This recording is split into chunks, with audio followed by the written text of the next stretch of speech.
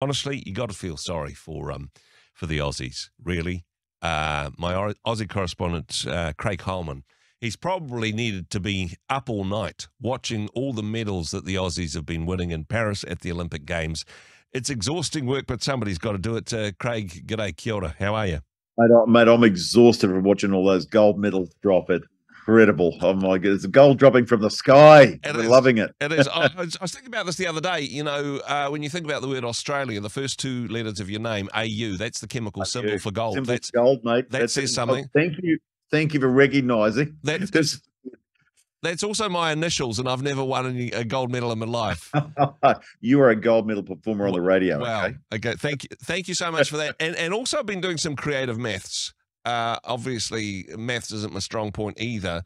But I mean, Aussie sitting at 7 gold medals at the moment. That's right. They're fourth on the medals table. Correct.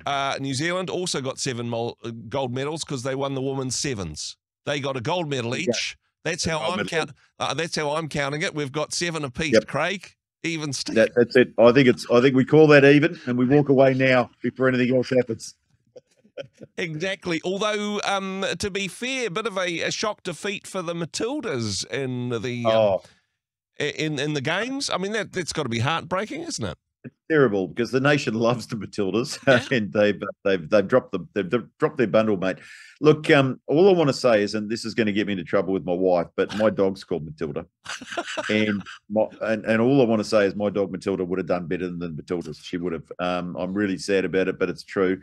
Look, the whole nation loves these girls. They're amazing, but unfortunately, they've let us down at the Olympics. But that's okay. Look, there are many other possibilities for gold medals, mate. There are plenty of opportunities there. And look, not wanting to get too political about this, but I know, a little bit of concern about some of the teams that the Matildas were playing and whether or not all of the members of the team in the women's football were actually women, whether they were born that way, to quote a line from a song, or whether they had any justification for saying that they should be part of the women's team. I'm glad you mentioned that word members, because members of the team may not have all been women in terms of one of the teams they played anyway. And my wife was telling me that. She said she read some story and she said something about there was some of them had not had a medical test or something. Anyway, we definitely did not fully compete against women as a women's soccer team. There we go. The Aussie women, though, I mean, seriously, doing laps around the guys. Yeah, Andrew, that's right, and that's kind of embarrassing for the blokes, don't you reckon? I mean, imagine the classic Aussie male who's like, get up in the morning and I'm going to go swim.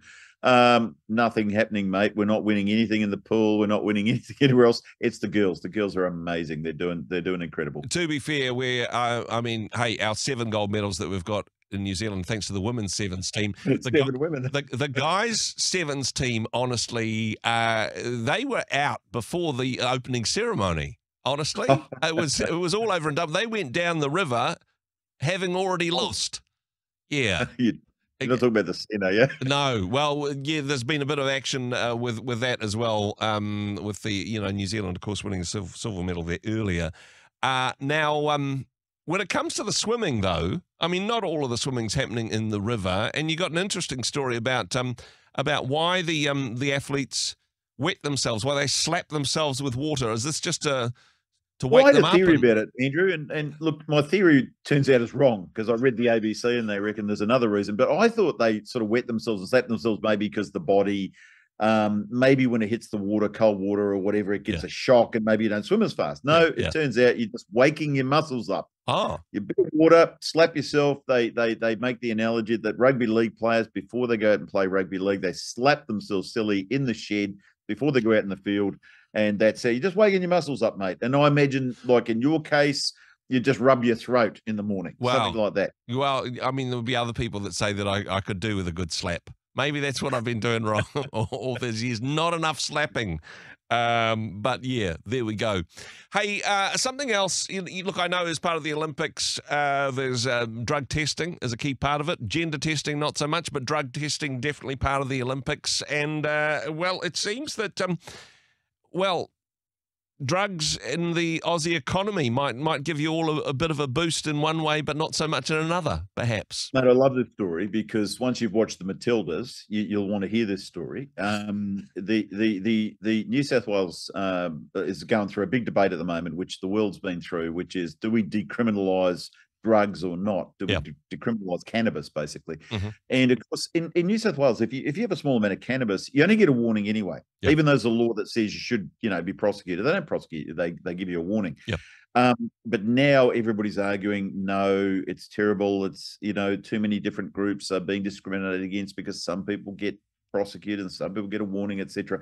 So we're arguing the case for the decriminalisation of cannabis at the moment in New South Wales. Now, what they're saying, the interesting argument is, look, at the moment it's in the hands of criminals and large corporations. Now, I don't know what they mean by large corporations. I assume they mean large criminal gangs like, biking gangs or whatever. So they're saying it shouldn't be in their hands. It should be in the hands of the government. Far better for the government to control this sort of stuff than criminal gangs. And I was thinking, well, isn't the government like a large criminal gang, really? Is it safer in the hands of Canberra? That's the question that you got to ask. And honestly, I think you could ask yourself that. At least they could tax it. If it was the government was controlling it, at least they could boost their tax revenue, perhaps. No, but there's something ironic about that, isn't it? That we argue that bikie gangs, we can't trust them to do it, but we can trust Canberra to do a better job of managing this. I mean, St. Augustine, by the way, said that government was a robbery on a large scale. So I'm leaving it at that. He's better. He's smarter than me.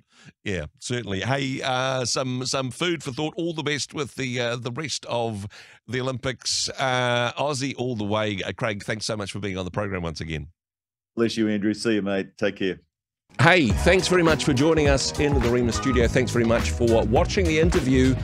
It's kind of nice to have an audience, actually. And if you did like what you watched, then do give us a like, do give us the thumbs up. And if you'd like to see more interviews like that one, or perhaps even better, subscribe and those interviews will come straight to you. Don't forget to turn on your notifications, and we'll see you in the next one. Cheers.